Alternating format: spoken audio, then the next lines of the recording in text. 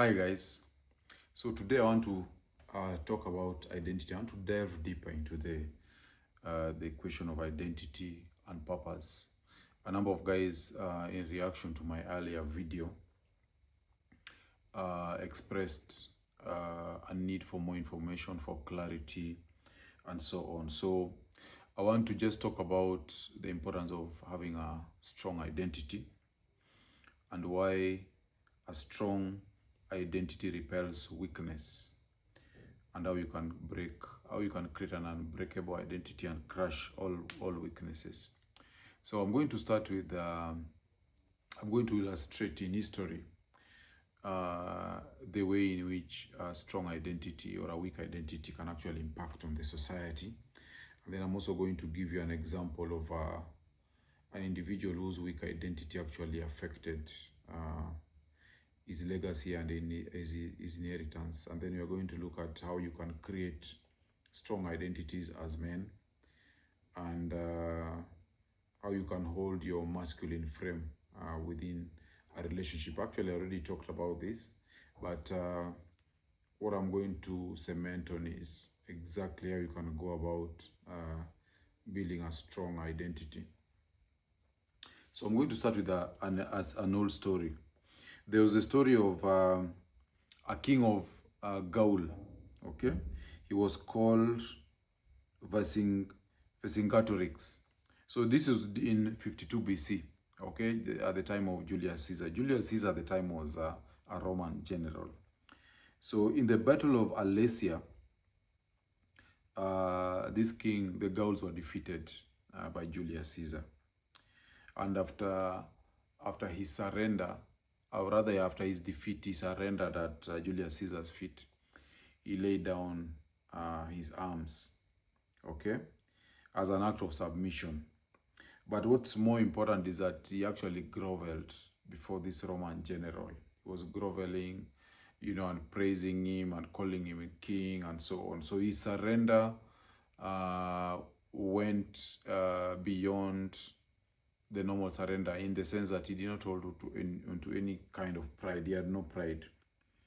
So what happened is that after witnessing this man groveling before him, Julius Caesar addressed the Gauls and he told them, and I quote, okay, he said this: if this is your king, then you don't deserve to be free. Okay? So the symbolism was powerful, and normally this story is normally referred to when you're talking about masculine pride, how you need to hold on to your pride. And sometimes people say, if you look at many people in the black culture, they tell you that respect is the most important thing. You should be willing to die for your respect. And there's someone who said it's better to die on your feet than to live on your knees. So in essence, the humiliation that this king subjected himself to, it extended to the people. And because he surrendered so pitifully, the Gauls actually lost respect. It would have been better for him to die on his feet, or even if he was to surrender, not to grovel at the feet of at Caesar's feet, because that was very humiliating to the Gauls. The Romans lost any respect for them, because now they felt that these are people who deserved to be subjugated just because of the pitiful or the humiliating way in which their king behaved. So that was a king that did not have pride, did not have frame. Then we're going to look at the story of Prince Harry. Okay, so at one time Prince Harry was a symbol of strength, and people even regarded him as a symbol of rebellion. I think he even went to the army. People felt he had some grit. Okay, in him, in a sense, the Britons were proud of him as someone that was from the bloodline of the royal family. He had status, he had wealth. Coming from the royal family, wealth is not an issue. He actually had a built-in mission in him, because if you're the child of a king, you already have a mission. You have an inheritance. You're supposed to be a leader. Okay, so you don't even need to look for your purpose for that particular case, because the British monarchy spells out what you need to do as a prince. But over time, he met this lady, Meghan Markle. Okay, and then what happened is that he lost his frame and he entered the frame of Meghan Markle. And this was a woman who had her own identity, ambition, and agenda. In fact, it is said she had already been married. She had a previous marriage. She was even said to be older than him. Okay? Now, what happened in this particular encounter between Prince Harry and Meghan Markle? So what we learned from him after entering this is our frame is that a man without identity becomes vulnerable to being absorbed into a woman's narrative. That is what we learned from Prince Harry. If you don't have a strong identity, you can easily enter a woman's frame and buy into her narrative. Because his identity was not rooted in mission and purpose, it leaned heavily on the crown and in his public role. So, in a sense, it's a borrowed sort of identity. It's bequeathed upon him, and it's like he did not really accept it, and yet he also did not have a mission. That means he had a weak identity. And when Meghan entered his life, she offered him a new story, one built around a worldview, Hollywood values, and activism. So instead of leading, he actually surrendered his frame and entered hers. So a weak identity normally leads to a weak frame, and this we're going to talk about identity today. What can we say about entering a woman's frame when you look at the case of Prince Harry? So we normally say that the person who holds the frame is the one who dominates the relationship, dominates and controls. So if you look at the story of Prince Harry, he actually left the royal family and entered a relationship. So definitely abandoned his frame. So this is a guy whose lineage meant that he was supposed to be a ruler, a protector of his people. Okay? Instead of doing that, he chose to follow this woman who said she was not liked, so she went to exile. She left Britain and he followed her. He embraced her grievances, conflicts with the monarchy, and her interpretation of victimhood. So instead of leading her, he allowed her to lead him. What was the result? He became a supporting character in a script rather than the author of his own. Okay? He also lost his sovereignty by sacrificing himself and his status in the society, the British society. He has increasingly been seen as a diminished individual. Once he was a soldier and a prince, now he's a dependent. He basically follows Meghan where she goes. He's struggling to have a reputation. The respect he commanded among the Britons, you see the way the tabloids are writing, talking about him, it's not respectful anymore because he lost his mission. We normally say a man without a mission is a man without meaning. And we normally say that a man who leaves his command post to follow love, he soon comes back to find that he has lost both his command and his compass. And that is what is happening to Harry. Okay? So rather than appear as his own man, he's actually appearing as Meghan's companion. Some even say his lapdog, her lapdog rather. He has lost his identity and dissolved into hers. So the story of Prince Harry, it reminds us about the predicament that all men who don't have a strong identity will face when they fall in love with a woman. Okay? You become replaceable, resentful, and you also become lost. And that's the case that we are seeing with Harry. So what do we learn from these two things? The first thing is you must prioritize your identity. You must anchor yourself in a mission and a sense of self.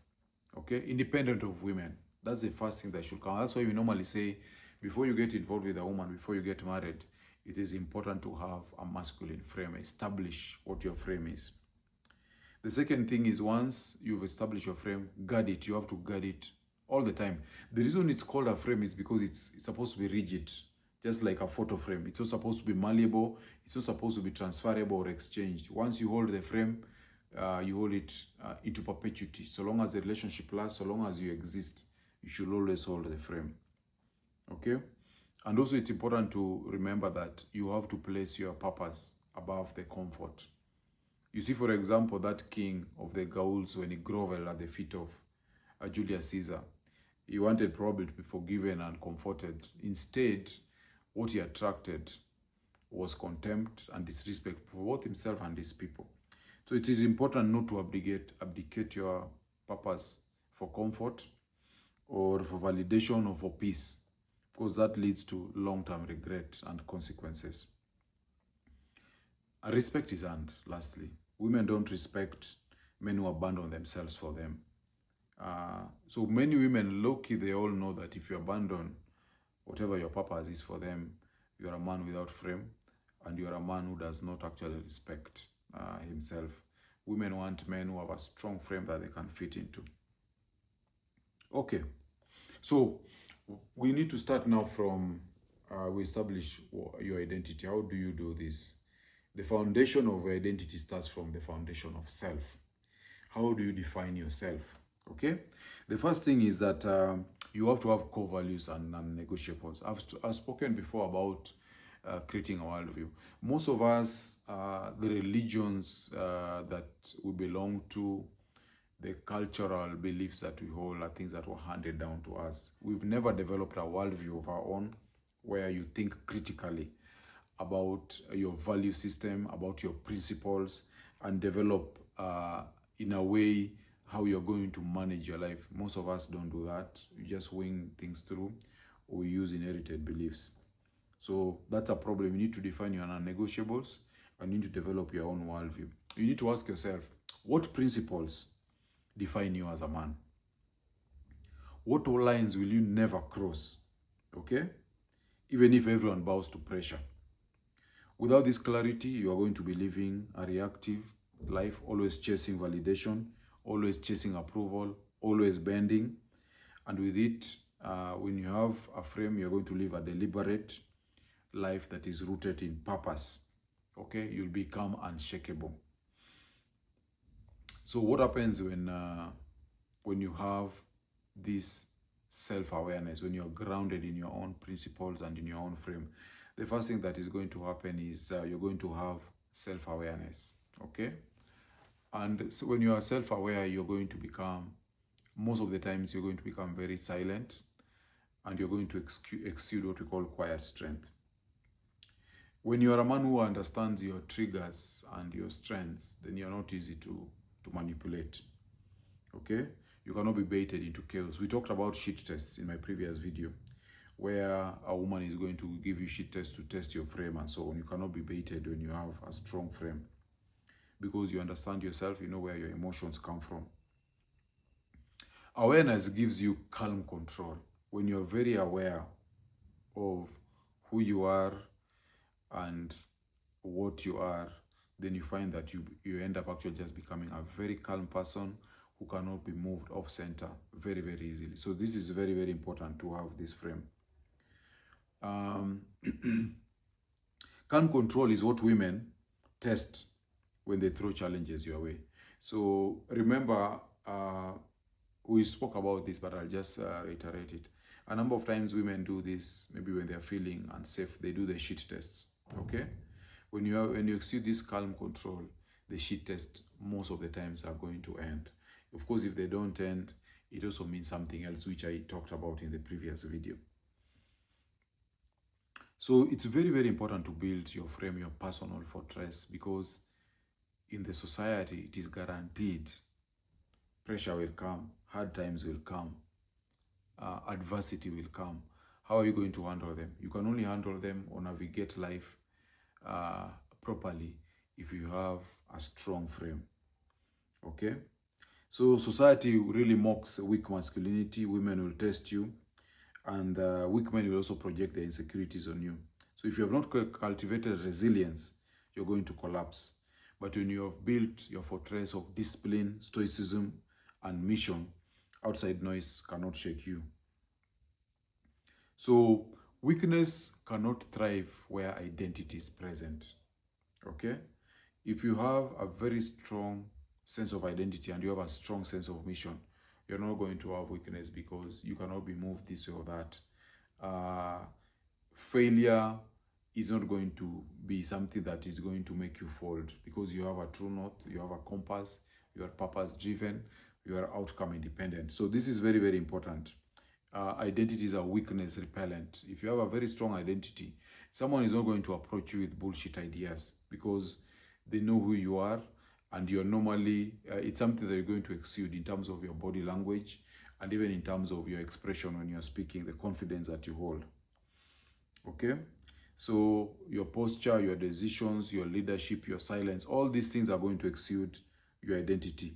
Everything that you are is going to signal certainty when you have a strong sense of identity. And every time weakness comes into your presence, it's going to shrink, because that's what weakness does when it's a presence of a strong identity. It has nothing to latch on, because weakness is just like a leech. It's looking for something to latch onto. So for the guys out there who are wondering, how do you forge a strong identity? The first thing is you need to define your mission in life and make it your compass. I know guys are struggling with this. Maybe I'll make another video for how you can define your mission. But your mission does not come to you. It is something that you find. And oftentimes the best thing to do is to align your mission with something that you're passionate about, so that your mission does not become a struggle, and so that even if there is no reward, you find that, no short-term reward, that is, you find that you can still stick to your mission. So your mission is very important, because that is what gives you a compass as a man. And we normally say that, as I mentioned earlier, a man with a mission is a man whose life has meaning. There's an American statesman who said that a man wrapped in himself makes a very small parcel. It's because without a mission, you're basically another man. Your mission is what differentiates you from the pack.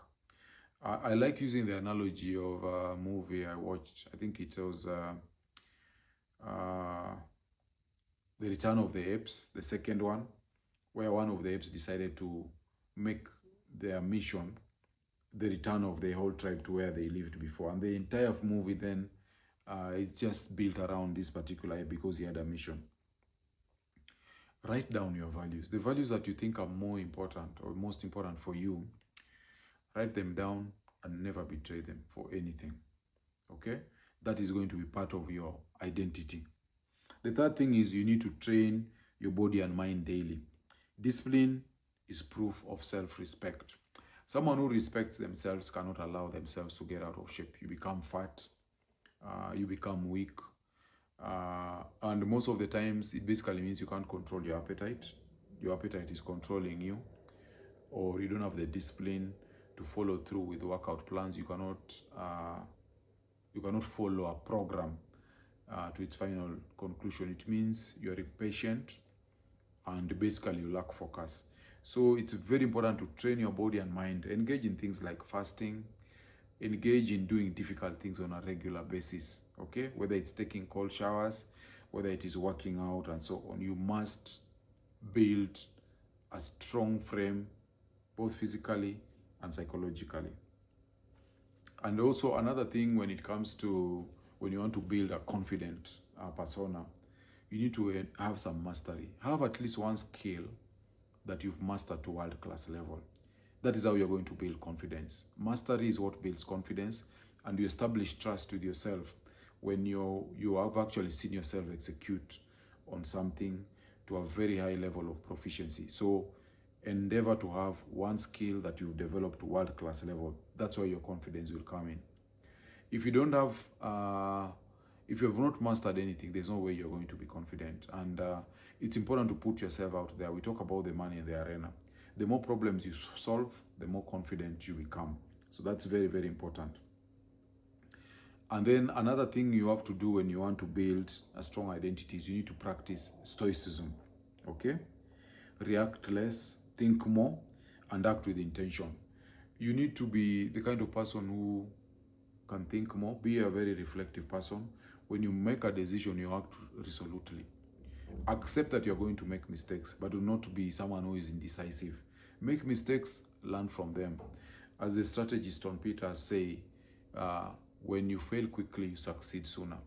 People who normally don't make mistakes actually never end up doing anything. So don't be afraid of making mistakes, but at the same time, be very stoic. How you handle failure. Failure should not phase you. Failure is a learning point. Do not be afraid of challenges, and do not stick to your comfort zone. Actually, growth is outside your comfort zone. So always be willing to put yourself out there, to become uncomfortable, and to do difficult things. And lastly, surround yourself with men of principle, a group of brotherhood that can actually hold you accountable and reinforce your identity. You need guys who can tell you, hey, by the way, si ulisema unafanya hivi. You said you're going to be losing 10 kilos this month or this year. What has happened? You said you'll be going to the gym daily. What has happened? You said you'll write a book. What has happened? You said you're starting a business. What has happened? You said you're going to take 2 courses in AI this year. You've not done it. Why haven't you done that? So it's important to be part of a group or a brotherhood that can hold you accountable. One of the reasons that the lion is the king of the jungle is because lions operate in a pride. They operate in packs.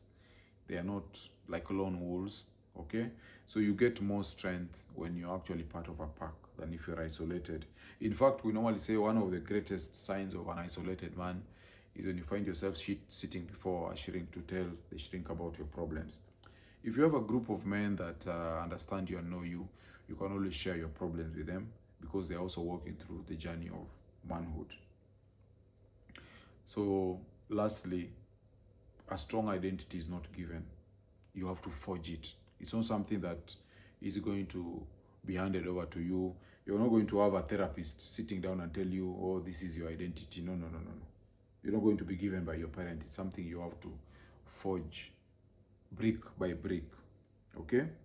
Once you have forged this identity, it's going to become like your shield. That is what is going to protect you from bullshit, from manipulation, from emasculation, from shit tests, and everything you're going to have. It's going to become both your sword and your crown, okay? You're going to repel any kind of weakness that is going to be trying to latch onto you. Because people will try to, Rich Cooper talks about a betterization by 1,000 concessions. You're going to be betterized if you don't have a strong identity. So repel all the bullshit and the shit tests that are going to be thrown at you if you're going to have a strong identity.